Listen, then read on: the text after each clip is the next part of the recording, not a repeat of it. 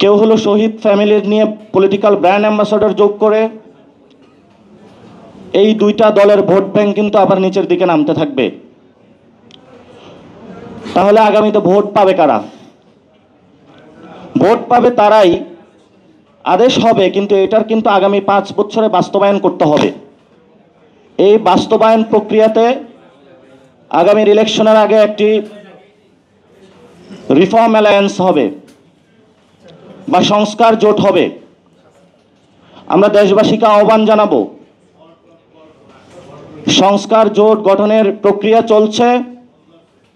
পুরো বাংলাদেশ আপনাদের বুকে দাড়িপাল্লার ব্যাচ থাকুক, ধানের ব্যাচ থাকুক, বুথে গিয়ে কিন্তু আপনারা এই যে সংস্কার জোটে ভোটটা দিয়ে আসবেন। কারণ যদি ধানের ব্যাচে আপনারা ভোটটা দেন তাহলে বাংলাদেশে কোনো সংস্কার হবে না। দাড়িপাল্লার যদি আপনারা সেখানে ভোট দেন কোনো সংস্কার হবে না। আর আমরা আগামীর পার্লামেন্টে কোনো একক নেতৃত্বে পার্লামেন্ট দেখতে চাই না। কারণ সংস্কার প্রক্রিয়াকে বাধা দিয়ে উনি ইতিমধ্যেই দিয়েছেন যে আমি সংস্কারের বিরোধী, আমি রাজা, আমি ফেসিস্ট হয়ে ওঠার প্রচেষ্টায় আছি। তাহলে একটা ফেসিস্টকে বিদায় করে কেন আমি আরেকটা ফেসিস্টকে নিয়ে আসব? এটা তো কোনো যৌক্তিকতা হতে পারে না। শেখ হাসিনা তো ভারতে পালিয়ে গিয়েছিল, তারেক রহমান পালাবেন কই? পালানোর তো জায়গা নাই। কারণ আওয়ামী লীগের একটি বন্ধু রাষ্ট্র, বিএনপি বলে তাদের নাকি বন্ধু রাষ্ট্র নাই। আসলেই তো সত্য, তাদের বন্ধু নাই। এই জন্য জিয়াউর রহমান আগে বুদ্ধি করে বলেছিলেন, অথবা গানের মধ্যে যেটা আমরা পাই, প্রথম বাংলাদেশ আমার শেষ বাংলাদেশ।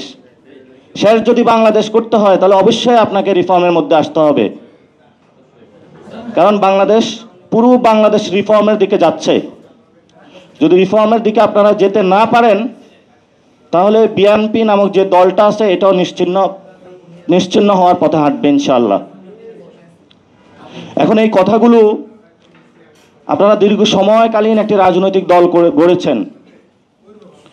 এই রাজনৈতিক দল একটা ব্যবসায়িক দলের মধ্য দিয়ে এসেছে।